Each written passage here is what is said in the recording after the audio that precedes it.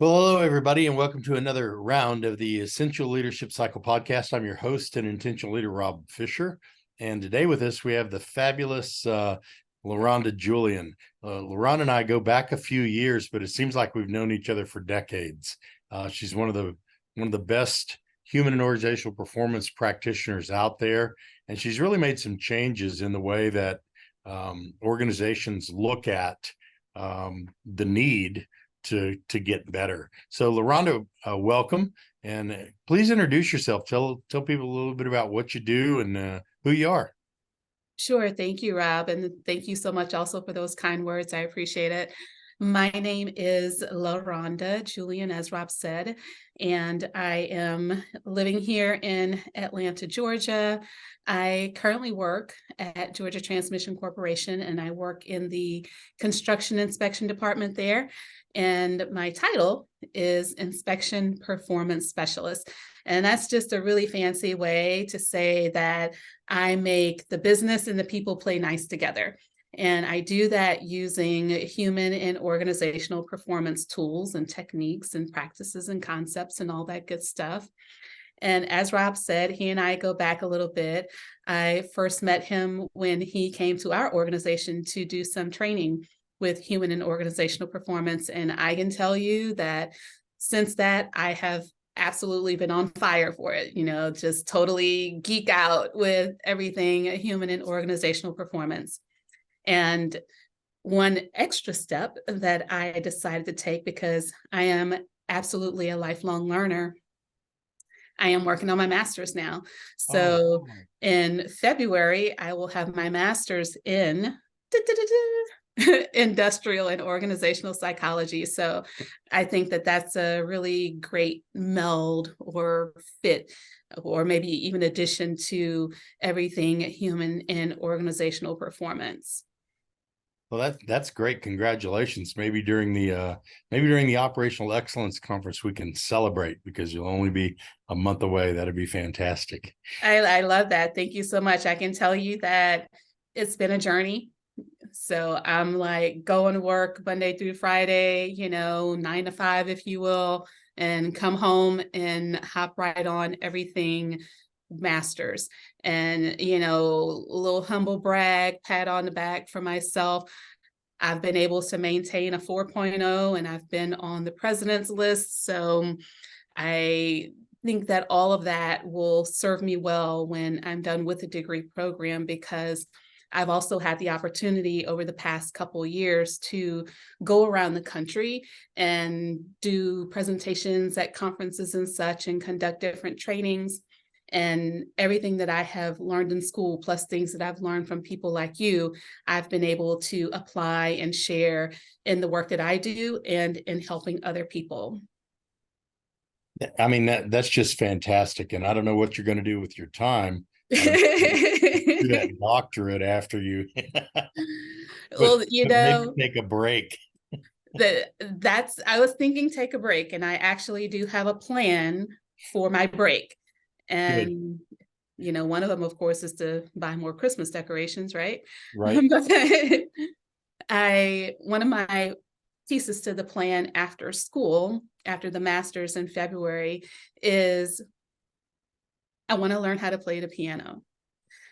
I was in Mass one Sunday, and the guy who's our organist, pianist, he was playing the piano, right? And he's doing his thing. And it was during the summertime. And so they had the air blasting. And so his sheets of music were constantly doing this. So he was playing the piano with one hand left-handed, while he kept moving the pieces of paper back so that he could read the music. And I'm going to tell you that inspired me, because I was like, he is so mastered at his skill and at his craft that he could literally do it one-handed. While he's fighting the wind, he's still able, did not miss a beat. So I'm going to do that. And I also want to take this trip I'm from Louisiana, and you and I have also spoke before because you have Native heritage and roots, and so do I.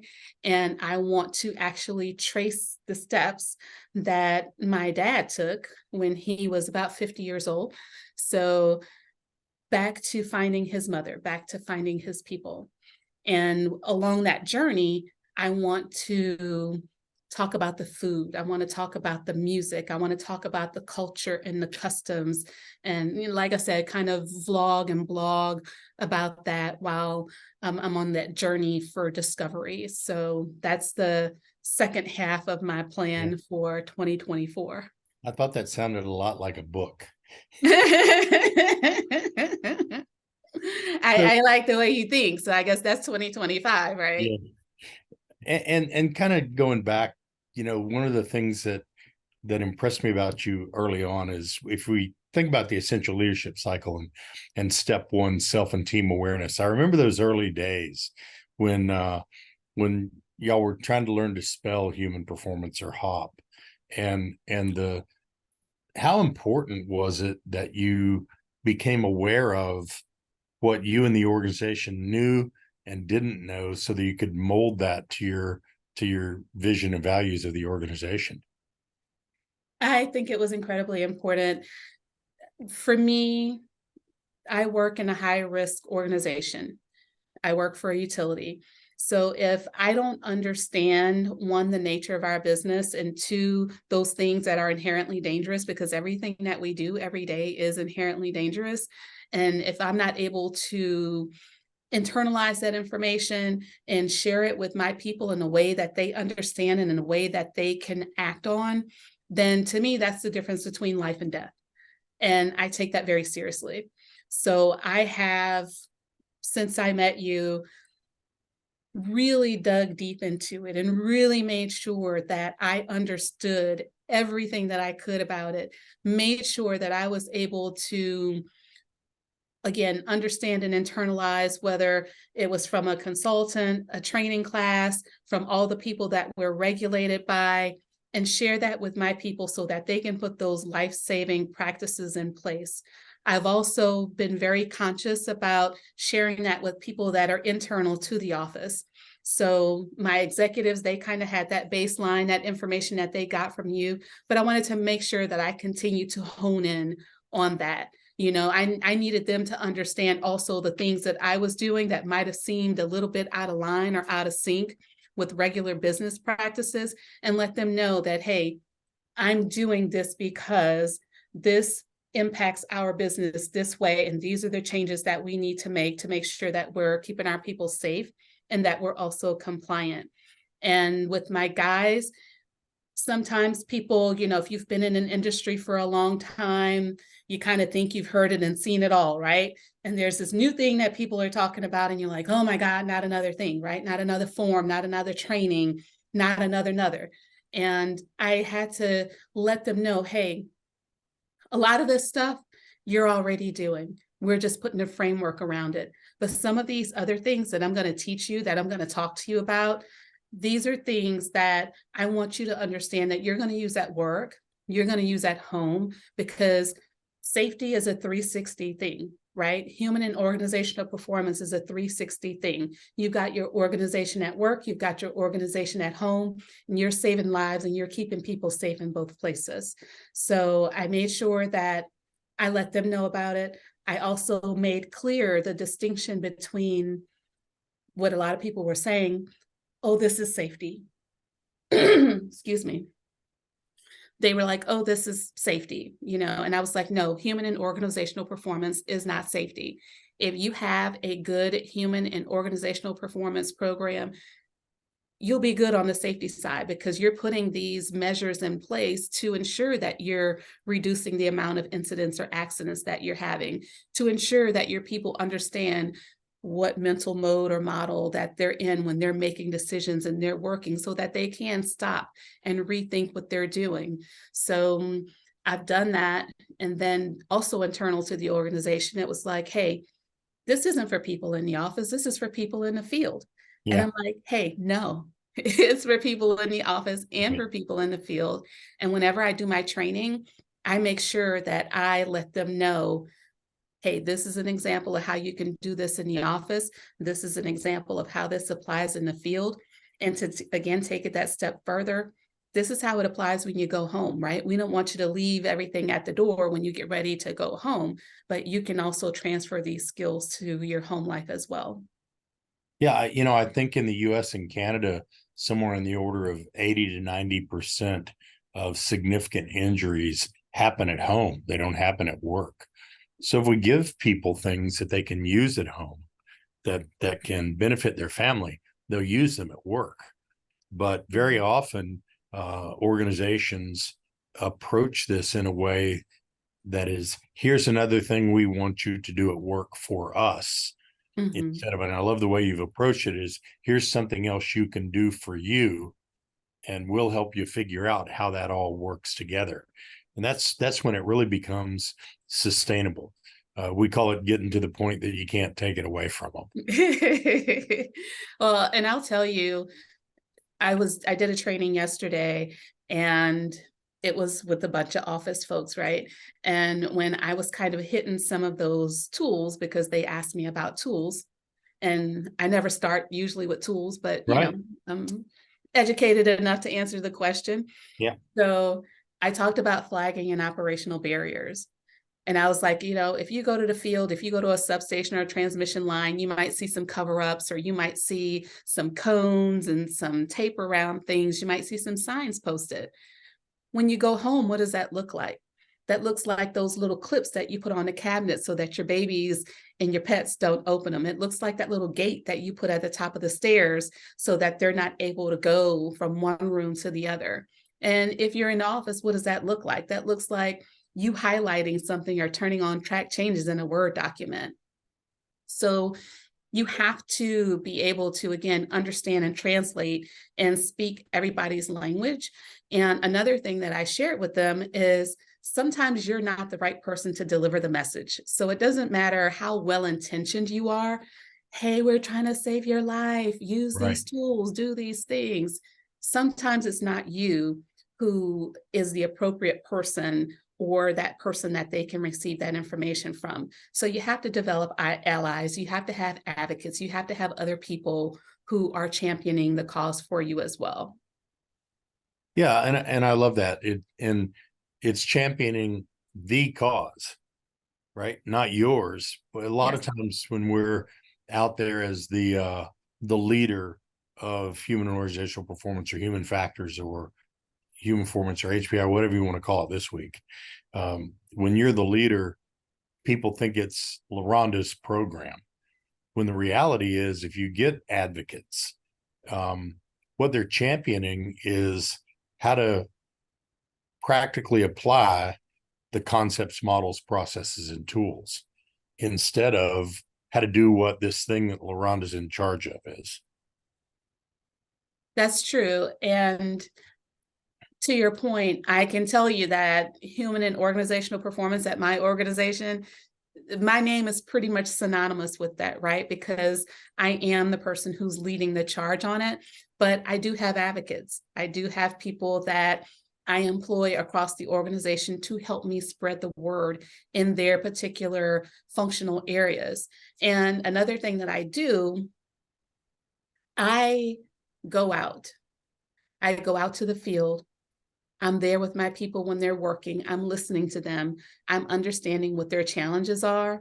And I am letting them know the things that can help them to be better, the things that can help them to work more safely. So I do work a whole lot and spend a lot of time on developing relationships, developing that rapport. So they know that I care.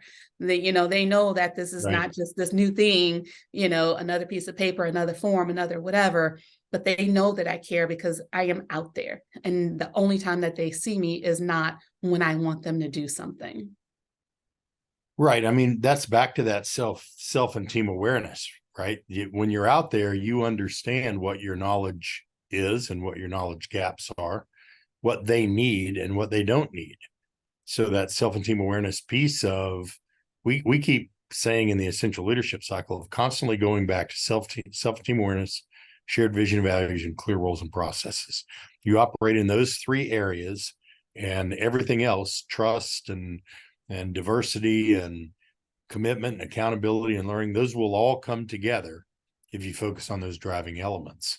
And you can't do that sitting at your desk. And I know you do a lot of traveling, so that field time becomes important so that people become comfortable telling you what the pros and cons are of what they do, what the dumb stuff is, what the dangerous stuff is, what the difficulty, what the 4Ds are. And, being able to use techniques to draw that information out, to become more self and team aware, that then you can then tie it to the vision and values, because, almost all utilities' vision and values contain the ability to get electricity to their clients, to their customers. And that's not all, as you said, safety. So you got quality, you got customer support, you got production, you got all those things are part and parcel of really human organizational performance, being the enabler to high performance in those areas. Yeah, and we do work. We have a lot of teams in my organization because of the nature of the work that we do. Excuse me. So we have a lot of teams, and those teams work on a myriad of things. We might have teams to discuss as-bills. We might have teams to discuss different standards for substation or transmission line work. We have teams that address issues that might be related to material, any issues that we might have with materials, tracking and trending those things. We have teams that are addressing data analytics. So we work very collaboratively. We have that trust that we build because we are working with each other all the time on different things. So those tools, as you said, when I'm in the building, when I'm in the room, when I'm sitting at the table, I make sure that I bring those tools into those meetings as well, because I want to just have it seeping and running in and through every single thing. And I was so excited. About a week ago, I was actually walking to my vehicle in the parking garage, and I got a phone call, and one of my guys was like, "Hey, we had this thing happen, and we'd like to bring you in on it so that we can figure out how we don't have this happen again, how to be better." And I was like, It's a pull, not a push anymore. I was stoked. I was so excited. And when I was on the phone with him, I was like, and he was like, "Are you okay?" And I was like, yes, thank you so much. And I look forward to reaching back out to you, send me what you got, blah, blah, blah. So when it is that, I do get excited, because a lot of times along the journey, you kind of feel like that's exactly what you're doing, right? Right. You're trying to pull people along, and it starts to feel like drudgery, and you're wondering if anybody is hearing you. So when you have those moments, those little wins, you do, or at least I do, celebrate those. And I get all of my tools together, all of my things together, because I know that that's going to be another opportunity for me to make a mark on them and to make us better. Right. Well, and it's interesting. We always say that if you can get leaders to use models, processes, and tools, you can get the workforce to use them. But the next step is to get the workforce to recognize that you have the tools and they want you to come help them apply those tools. That's kind of next level. That's when you really, they want your diverse and inclusive presence on the thoughts that you bring and the tools that you bring. A lot of times we talk about diversity and inclusion, it's all about physical, diversity, but diversity of thought from those folks wanting what you bring to the table with your thoughts and your tools. That's a vital attribute of success. And I think it's especially diverse in our environment, right? In the electric utility space, because people aren't usually thinking human performance. People aren't usually thinking organizational performance. They're thinking, let me get this printout, let us go build a station or a line, those other very dynamic, right? Very far out, very way out things aren't usually at the forefront of their brains when they're doing their work. And I have worked really hard to show them that, hey, this is how you use human performance for knowledge workers, or this is how you use human performance for system operators, or this is how you. So I've shown them that it can be very dynamic, that it is very flexible, Yeah. that it applies seamlessly across the organization. And even with the leaders, one of the things that I was able to do this year is we had human performance as a corporate goal. And a part of that corporate goal, we had people from other areas that would speak at safety and associates meetings about how they were using those things that they had learned and using those tools and techniques, those concepts in the work that they were doing. So now you're seeing those successes, you're hearing about them from other people. And we didn't just focus on success, right? Because you can also learn from regular work, you can learn from Right. those mistakes. So we also brought some of that into the equation and talked to people about how we work through those things and how we're moving forward with them. How the conversation for a little bit of a loop. Have you seen people really start to use the techniques and methods and concepts when they have to do emergent work? Because a lot of utilities, the flip a switch and then they're in emergency work where every condition is an unknown condition. Or is that starting to filter into the way they approach that work? I'm going to say yes, because we have a physical human performance tool bag that all of our maintenance people have. So they're taking that bag to work with them. So Mm-hmm. they have those physical tools at their disposal. And I would argue that that physical tool is a reminder of all those other things that Yeah, they need to do as well. So I'm going to say, yeah, those things are making it there. I do think we still have a ways to go, right. but I do think that they're present. Well, I mean, it's a journey, and for every success that you have, that makes the journey um, that much easier, for lack of a better way to say it. Because again, it's not just you out there trying to be everywhere, which can be pretty tiring, when you're the person. And I remember going through that back in the day. When you're the person, it can be pretty exhausting sometimes. There, excuse me, there are challenges to being the person, Yeah, but there's also that joy, right? When you get right. that phone call and somebody calls you up and asks them to help. And some of the challenges with being that person is every time you pick up the phone and call somebody, or every time somebody gets an email from you, they're going to think that you want them to do that thing, Right. right? Yeah. So even if you're just coming to do a site visit and it's not that Oh big, they're no, like, here comes LaRhonda again. yeah, yeah. So I recognize that, and I try to be intentional about how I approach that as well. Yeah. Because I can tell you, if I called up one of my guys right now, he's going to be like, "What did I do?" Like, you didn't do anything. You didn't do anything. But I have them also to a point, and this has taken years. This didn't just happen overnight. But I also have it to a point where they respect me as an individual. They understand that I am there trying to help them, and they're receptive and open to doing whatever it is I need them to do because they know that it's for the greater good. Yeah. And it's going to help them. Yes, Everything you do out there helps them.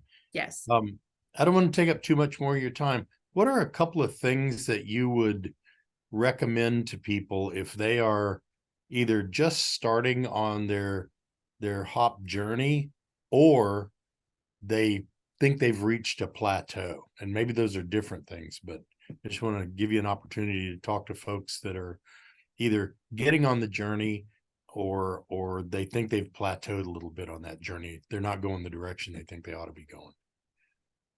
For people who are new to it, I would like them to understand that everybody's journey is going to be different. So don't look at where somebody else is and think that once you start your program that you're going to be there. And if you're not there, then you're doing something wrong. Everybody's journey is going to be different. Everybody's tools, everybody's technique, whatever it is, you're going to have to suit it to your organization. So don't go buy a book, don't go to a class and be like, oh, well, it said I've got to do these 12 things. And you're trying to make those things work. But because of the work that you do, it doesn't fit or it doesn't apply, or you're having to do a whole lot of modifications to get it done. So be very careful about how you get in. Take your time. It's not a race. So take your time and make sure that when you roll that program out, or whatever you end up calling it, that it's going to be done in a way that people will understand that this is something that you're doing for them, and what you're bringing to the table is going to help with continuous improvement efforts, is going to help with safety. Also, when you're new, at least for me, I had the tendency to buy every book, to go to every class and every conference, because I was just really gung-ho and full immersion into it. And I started finding that some of those things were repeating themselves. And I was like, I need, I've heard that, like Or I need even something else. conflicting themselves. Yes. And the value, you have to know the value that you get out of those things, right? You have to know, you have to be strategic about how you spend your time in getting ready to move that program forward. Another lesson that I learned in the beginning too, I'm about the initiative. I'm about the doing the thing and let's getting it done. I'm not about we've got to write this document and we're going to follow this document page by page, and anything outside of this square piece of paper, is a problem. So I say that to say you have to be flexible. Your program has to be dynamic. It can't be rigid. But I think that the same thing could apply for the people who have been in the journey and feel like they've plateaued. You have to do some things to infuse some life back into what you're doing. Go back and take a look at what your program looks like, where it started, where you are now, how you could bring new people, or how you could put a new spin on the same old concept. And sometimes you might feel that as you're upskilling yourself and you're changing that program, you'll be like, okay, I'm starting to feel and understand why I got into this in the first place. And for the people who have plateaued, I think it's also important that you have mentors, that when you go to these events, that you're networking with people so that you can call them up and you can have those conversations and you can get that sage advice from them. And probably the last thing on people who are plateauing, diversify. Maybe you've always been in a classroom with people in chairs, and that's how you've done your training. Well, maybe you need to go to mobile or e-learning because the business has changed, but you haven't.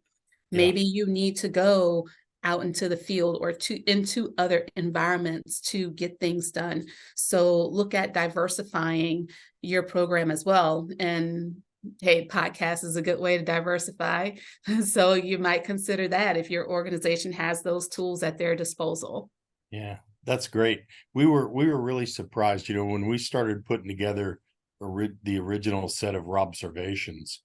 We thought they would just be little snippets. We originally called them snippets, and then somebody said they ought to be observations. I went, oh, okay, and but there's a lot of companies out there that they give their frontline supervisors access to them, and since there's 200 of them, if they want to do a safety meeting, they're allowed to freely pick a observation and call it up on their cell phone, watch it with the crew, and have a discussion. And if you did that every Monday, then in a year you would be completely refreshed on all of the concepts. And it would be the ones that they choose, instead of saying, well, Thanksgiving is in 2 weeks and we need to be safe with the turkey. Let's do a supervisor Monday morning safety meeting on turkeydom, and allowing them that flexibility to be, to do things a little bit differently. Mm-hmm. Mm-hmm. And never think that you're the smartest person in the room or at the company, right? Because even though you're the person doing that thing, there's so much that you can learn from other people. So you can go to the field or you can stand up in front of that meeting and you can call on somebody else to come and talk about their experience. Yeah. It may not be the turkey, it may be the Christmas lights, it may be the thing, but people want to hear from their peers. Right. They don't always want to hear from leadership, and they don't always want to hear from the chair of this team or the facilitator. They want to hear from their peers because they know, hey, they're out here doing the work like me, so I know that they understand. Yeah, that's great. Well, LaRhonda, it was fantastic to have you on. I really appreciate you making the time for me, and for the listeners. Once again, you can, LaRhonda's great at this. So if you ever need a speaker or somebody like that, you get a hold of LaRhonda. And I'm Rob Fisher, your intentional leader. And remember, intentional leadership starts with you.